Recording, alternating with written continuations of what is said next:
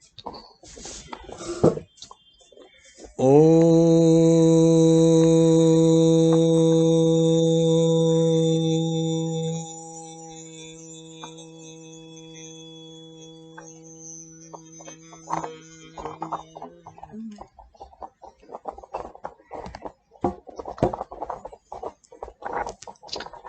सभी मित्रों का स्वागत है।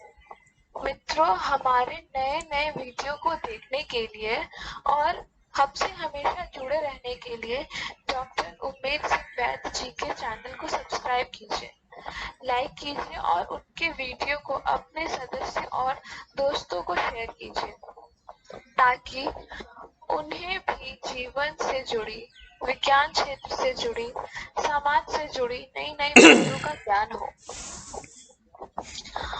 और आपको यदि साधक जी की साधक जी से कोई भी सवाल पूछना हो, जैसे मैं पूछती हूँ, या कोई फीडबैक देना हो तो कमेंट करें जरूर। साधक जी से आज मेरा प्रश्न यह है कि आपने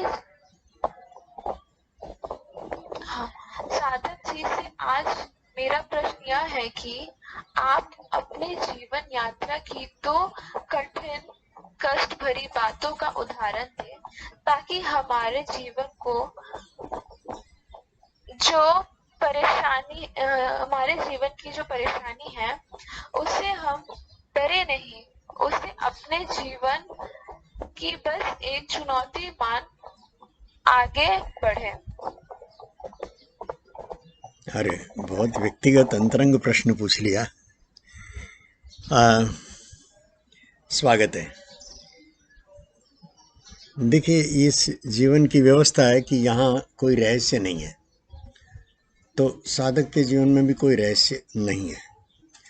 आपने पूछा तो मुझे याद करना पड़ा कठिनाई के क्षण। नहीं, मेरे जीवन में कोई कठिनाई नहीं आई। मेरे पूज्य पिताश्री ने, स्वर्गीय पूज्य पिताश्री ने, इकलौता बेटा होने के कारण, बहुत प्यारा होने के कारण मोह से बहुत नाजों से पाला। सारे कष्ट स्वयं उन्होंने उठाए, मुझे पाला। मेरा जो प्रारंभिक संस्कारगत निर्माण है वो मेरी दादी जी के हाथों हुआ।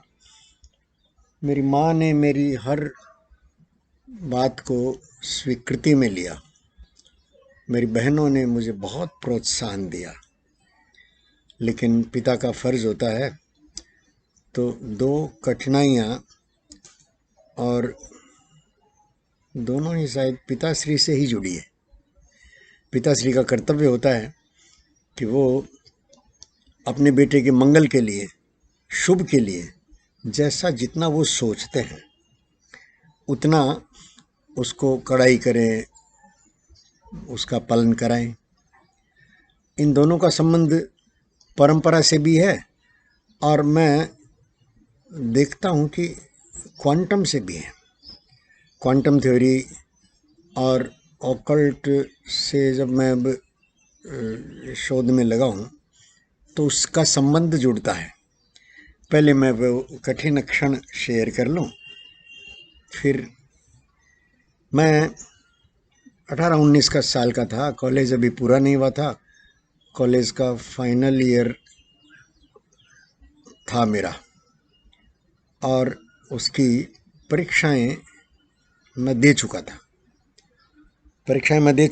पास होऊंगा कि नहीं होऊंगा इसकी मैंने बहुत फिक्र नहीं की। मैंने ग्रेजुएशन अपना बहुत लड़खड़ाते मरते डूबते हुए किया। पढ़ाई में मेरा मन नहीं लगता था, लेकिन मैं प्रचारक निकल गया, सूचना देकर निकला। संघ का प्रचारक निकलना मतलब घर के सारे दायित्वों को पीछे छोड़कर, उससे मुक्त होकर के, और देश का काम, समाज का काम, संगठन का काम करना उस समय थोड़ा कठिन था।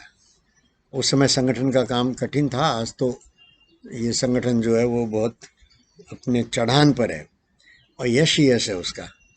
उस समय कई सारे प्रश्न, और घर में ये प्रश्न थे कि 3 बहनें, अभी तीनों कुंवारी थी, तीनों की शादी नहीं हुई थी, और तीनों में से 2 तो ब्याह योग्य ही थी, तीसरी छोटी थी काफ़ी। तो उनकी शादियां कैसे होगी, इकलौता भाई वो छोड़ के चला गया, भाई बिना माई का नहीं होता, ऐसी एक परंपरागत मान्यता थी। इसलिए पिताजी ने बहुत विरोध किया, बहुत विरोध किया, बहुत परिश्रम किया, अनशन जैसे और धर लिए। माँ को ले गए साथ में, माँ को खूब समझाया कि तू रोना गिड़गिड़ाना। और मेरे वरिष्ठ प्रचारकों को, जो अधिकारी प्रचारक हैं, उनसे अनुनय किया कि देखिए उसे घर भेज दीजिए, मैं निकल जाऊंगा प्रचारक, उसकी कमी मुझसे पूरी करा लीजिए। सब ने कहा भाई ऐसा नहीं होता है, और वो अपनी मर्जी से गया है, वो हमारे कहने से ये नहीं गया है, सारे निर्णय उसके अपने हैं। और ये भी कहा कि देखिए आपका बेटा बहुत यशस्वी प्रचारक होगा अगर वो प्रचारक बनेगा तो, लेकिन हम उससे वापस आने को कैसे कह दें, हम तो खुद प्रचारक हैं, हमने तो खुद घर बार छोड़ा हुआ है, तो हम कैसे कह देंगे। जैसे आजकल कोई संन्यास लेता है बच्चा, तो उस बच्चे को समझाने के लिए उस गुरु से अनुनय करते हैं माता पिता कि भाई देखो छोटा बच्चा है, अभी मुश्किल होगा, उसको समझाइए आप। तो बोले जो आपकी बात नहीं मानता वो हमारी बात कैसे मानेगा, आप उसके ज़्यादा निकट हैं।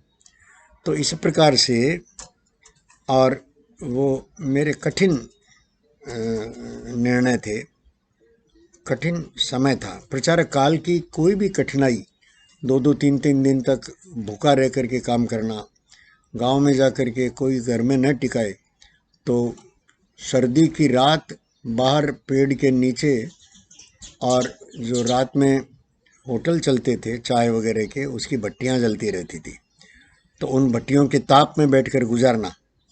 और फिर भी वो मैं कठिनाई के रूप में नहीं याद कर रहा हूँ, वो तो एक काम का स्वरूप था, काम का आनंद था। आज मैं उसको याद करता हूँ तो कठिनाई के रूप में नहीं, हाँ अपने पिताश्री का विरोध करते हुए, और परंपरा जो भीतर में संस्कार बैठे थे कि मैं अपने पिता को कष्ट दे रहा हूँ, दुख दे रहा हूँ, वो मुझे लंबे समय तक सालते रहे।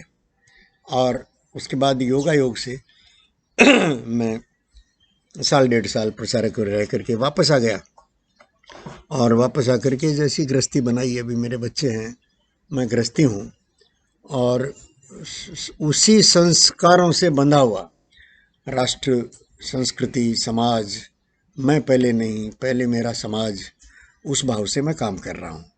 ये हुई पहला प्रसंग।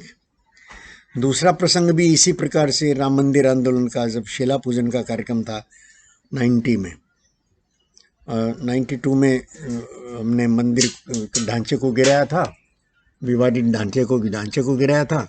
उससे पहले 90 में शिला पूजन का कार्यक्रम था। शिला पूजन के कार्यक्रम के लिए और वो अयोध्या कूच का आह्वान था, और मुलायम सिंह का शासन था। मुलायम सिंह का शासनदार मुलायम सिंह ने कह दिया था कि परिंदा भी पर नहीं मार सकता है। तो इन परिस्थितियों में कलकत्ता से अनेक लोग गए, उनके साथ मैं भी बहुत जाना था, लेकिन अपने वर्क प्लेस पर काम, गद्दियाँ होती है, गद्दियों पर रेडीमेड गारमेंट्स का काम था हमारा। गद्दी पर बैठा था, मन मुरझाया हुआ था, पिताजी घर में थे, आज्ञा नहीं दे रहे थे। मेरी पत्नी ने सहायता की, मैं उनका उपकार भूल नहीं सकता।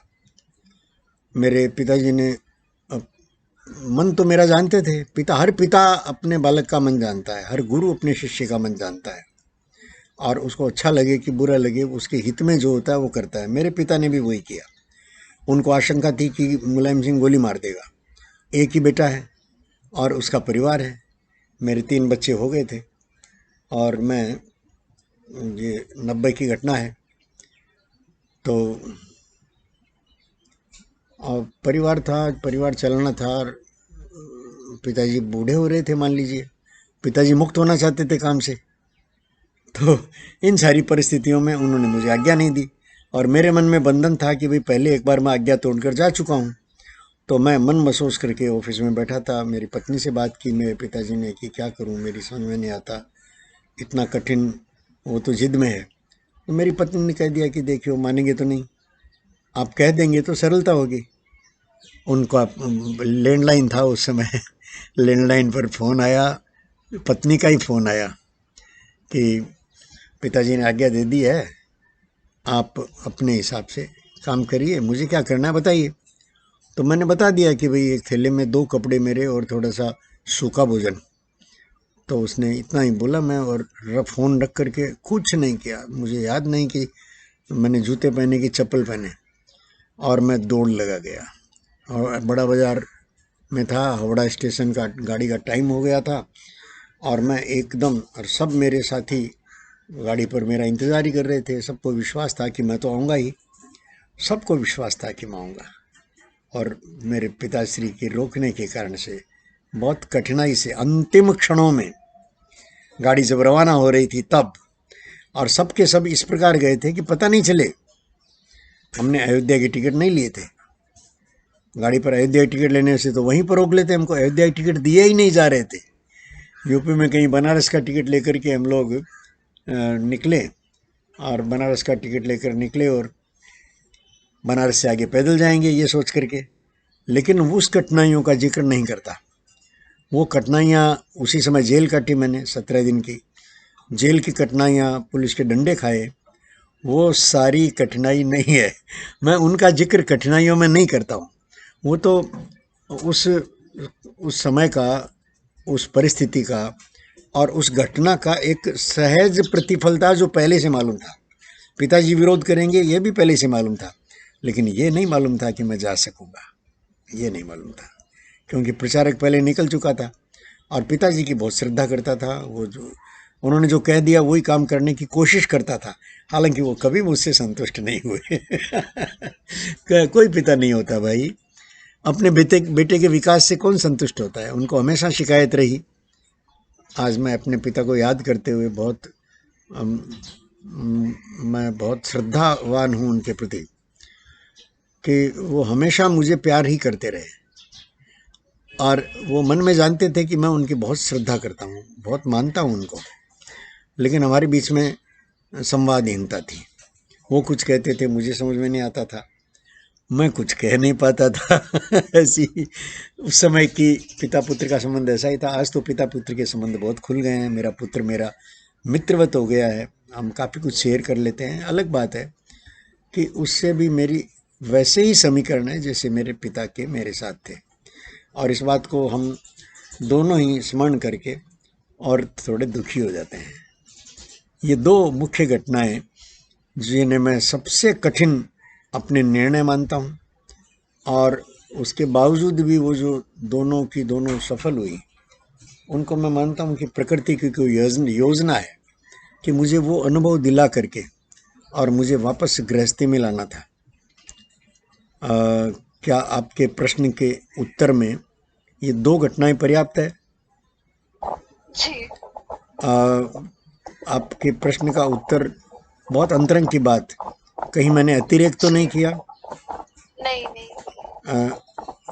और इन घटनाओं में झूठ जैसा कुछ हो नहीं सकता, क्योंकि मैं ऑनलाइन बोल रहा हूँ। मेरे जी गुरु जी। आज भी मेरे सैकड़ों हजारों मित्र जो हैं वो दोनों घटनाओं के साक्षी हैं, और मेरी सहधर्मिणी साक्षी है। ये तो यूट्यूब पर चलेगा। देखिए, अब मैं इन घटनाओं को थोड़ा सा आगे बढ़ा करके, तब मुझे क्वांटम का नाम भी नहीं पता था, क्वांटम थ्योरी का। ये क्वांटम थ्योरी का नाम वगैरह सब 1916 के बाद मैं जब शोध यात्रा में उतरा रोबोटिक्स को लेकर के, बूढ़ा हो गया शरीर, किसी काम का नहीं रहा, चल फिर नहीं सकता, और घर में ही बैठा रहता हूँ, तो लैपटॉप पर और देखा भाई रोबोट जो है वो काम करते हैं। लैपटॉप पर देखा, फिल्म देख ली थी, फिल्में बहुत देखता था, फिल्म देख ली थी। तो रोबोट जब मांगा रोबोट के लिए, और इनकार मिला बेटे का, इनकार तो नहीं लेकिन वो इस तरह का इनकार मिला कि भाई वो आप खुद ही निर्णय लीजिए वगैरह वगैरह, जो भी है। तो वहाँ से मेरी यात्रा फिर सेल से होकर क्वांटम तक चली। लेकिन अभी मैं अपने जीवन की किसी भी घटना के साथ क्वांटम थ्योरी को इस तरह जोड़ता हूँ कि क्वांटम की अनिश्चितता में जुड़े हुए जो नए आयाम हैं, नए आयाम में 5 आयाम, 11 आयाम, 15 आयाम, 21 आयाम की चर्चा गूगल सर्च करो तो किसी को भी मिल जाएगी। मैंने ये देखा ओकल्ट में काम करते समय कि 7 आयाम तो निश्चित है, बाकी अब धीरे धीरे शोधपूर्वक ये देख लेता हूँ कि 7 के अलावा जिन आयामों की चर्चा वैज्ञानिक करते हैं या जहाँ उलझे हुए हैं, वो आयाम जो हैं वो कहीं बाइलेंस हैं। 7 मुख्य रास्ते, जैसे हमारे कलकत्ता में पार्क सर्कस में 7 रास्ते हैं, लेकिन उससे जुड़े हुए कई सारी बाइलेंस वगैरह हैं, उनके अलग नाम है, उनका अलग महत्व है, सबका अपना महत्व है हर रास्ते का। वैसे जैसे मान लीजिए भगवान को या सत्य को पाने के लिए कितने कितने पंथ मत बने हुए हैं हर सेक्टर में।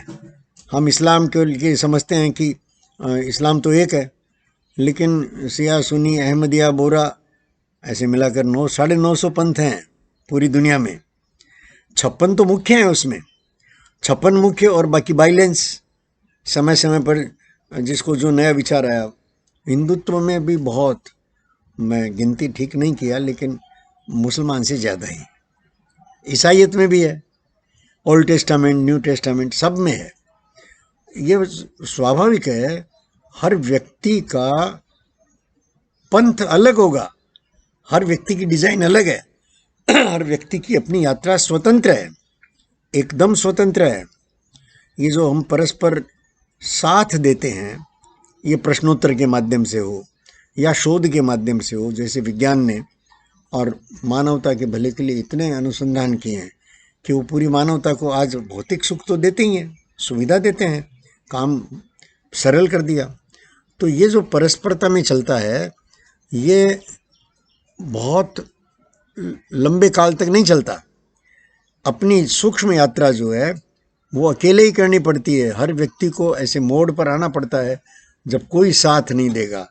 अब मैं मृत्यु की बात नहीं कर रहा हूँ, हाँ, मृत्यु भी एक ऐसा ही सच है जहाँ कोई साथ नहीं देता जी। आजकल तो कोरोना का पीरियड है, मरते हैं कोई अंतिम संस्कार तक ठीक से बच्चे नहीं कर पाते लेकिन कोरोना या नो कोरोना, मरने के बाद जलाने तक भाई बंधु साथ जाते हैं, बच्चे कुछ दिन याद कर लेते हैं।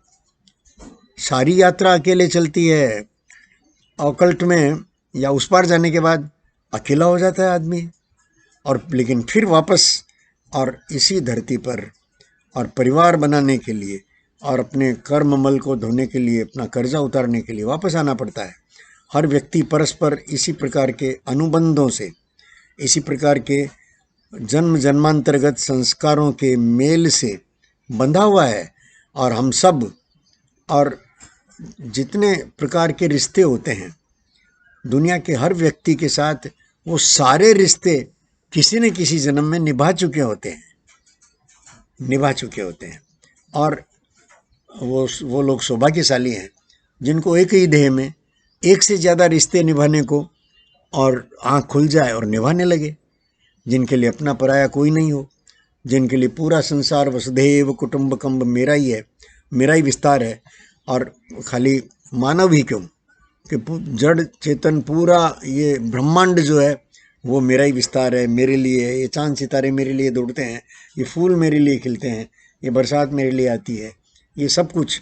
और जो दिखता है प्रकृति में, और जैसे भी यास तूफान चला या पहले अम्फान चला, ये आदमी के अपने दुष्कर्मों का, पापों का फल है।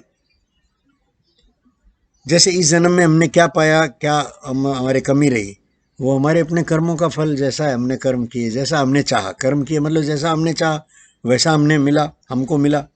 हम सब एक दूसरे की चाहत का परिणाम है। ये देखो, मैं नई बात कह रहा हूँ, समझने की कोशिश करो। इस पूरे में क्वांटम मेरी मदद करता है ये जानने में, और क्वांटम की मदद से जो नए आयाम जिनकी मैं चर्चा करता हूँ 7, उनको पूरे में उनके सहयोग से पूरा देखने की कोशिश कर रहा हूँ। पूरा नहीं जाना अभी, 7 की संख्या जान ली, लेकिन 7 दृष्टियों से मैं देख पाऊँ, 7 दिशाओं से देख पाऊँ, ऐसा अभ्यास नहीं है। जन्मों जन्मों का अभ्यास इन 3 आयामों में ही देखने का है, जन्मों का अभ्यास। तो अब तो ये 7 आयाम में आंखें खुलते खुलते चुंदियाते खुलती है भाई। ओकल्ट में डरते डरते गया, भूत प्रेत की दुनिया, डरते डरते गया। अब डर तो निकल गया है, लेकिन बहुत धीरे धीरे चलना पड़ता है, पता नहीं कितने जन्म लगेंगे पर यात्रा शुरू हो गई है। ये प्रश्नोत्तर जो चलते हैं वो परस्पर सहयोग मिलता है। मैंने कहा आप नहीं जानती कि आप मेरा कितना सहयोग कर रहे हैं, आप और आपके साथी, और जो सुन रहे हैं वो सब नहीं जानते कि मेरा कितना सहयोग कर रहे हैं। इस विषय में कोई रोचकता नहीं है, इस विषय को कोई सुनना नहीं चाहता, और ये इसमें से आधी से ज़्यादा बातें तो अटपटी है।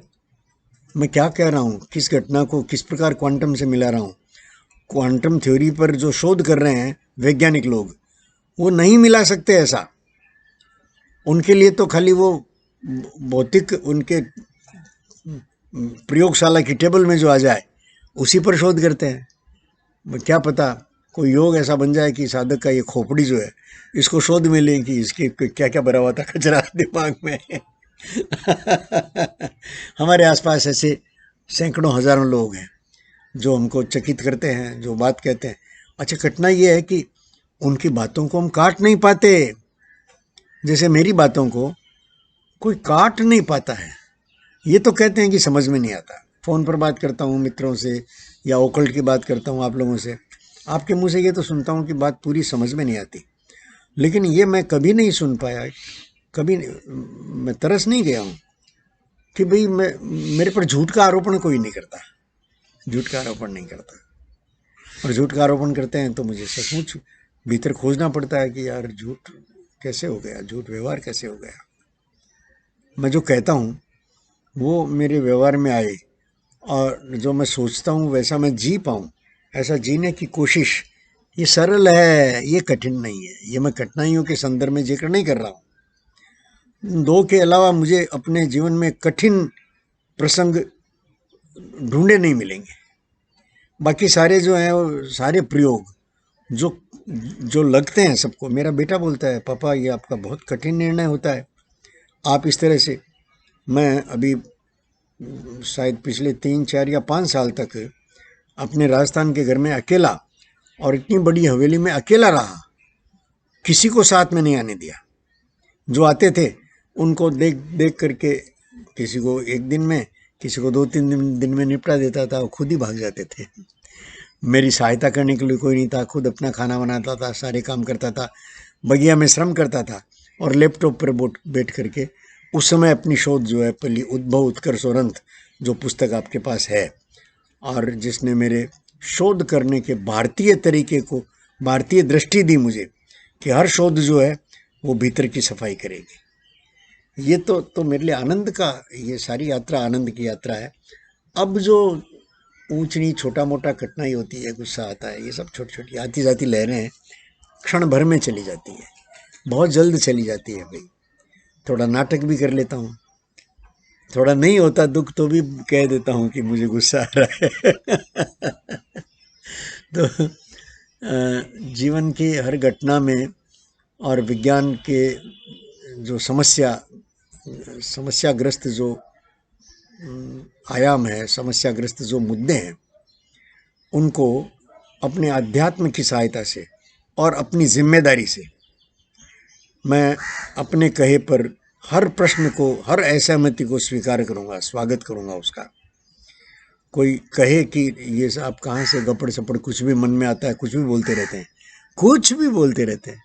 मैं कहता हूँ भैया मुझे दिखता है, मुझे इस सृष्टि में लिखा हुआ दिखता है, मैं क्या करूँ, मैं वही पढ़ सकता हूँ जो मुझे दिखता है, और जो स्पष्ट दिखा वो बोलता हूँ, बाकी के लिए अनुमान के लिए छोड़ देता हूँ। जैसे अभी ब्लैक फंगस, वाइट फंगस, कई सारी बातें अनुमान में चल रही हैं, लेकिन जैसे जैसे आगे बढ़ता हूँ वैसे वैसे मुझे वो अनुमान अपने क्रमशः सत्य होते हुए लगते हैं, और बहुत अद्भुत तरीके से मुझे चारों तरफ से उसकी सहायता मिलती है। जैसे उन कठिन क्षणों में मेरी सहधर्मिणी ने मेरी सहायता की और मेरे लिए अयोध्या जाने का, कार सेवा में जाने का रास्ता खोला।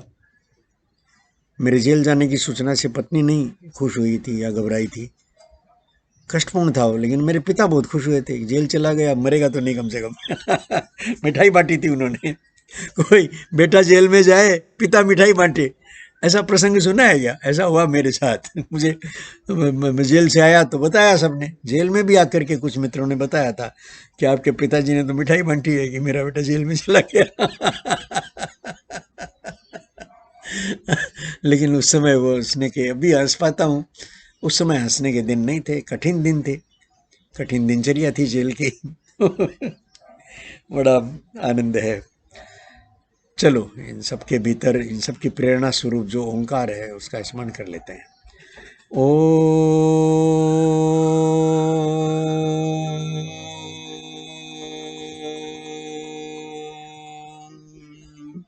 शांति शांति शांति।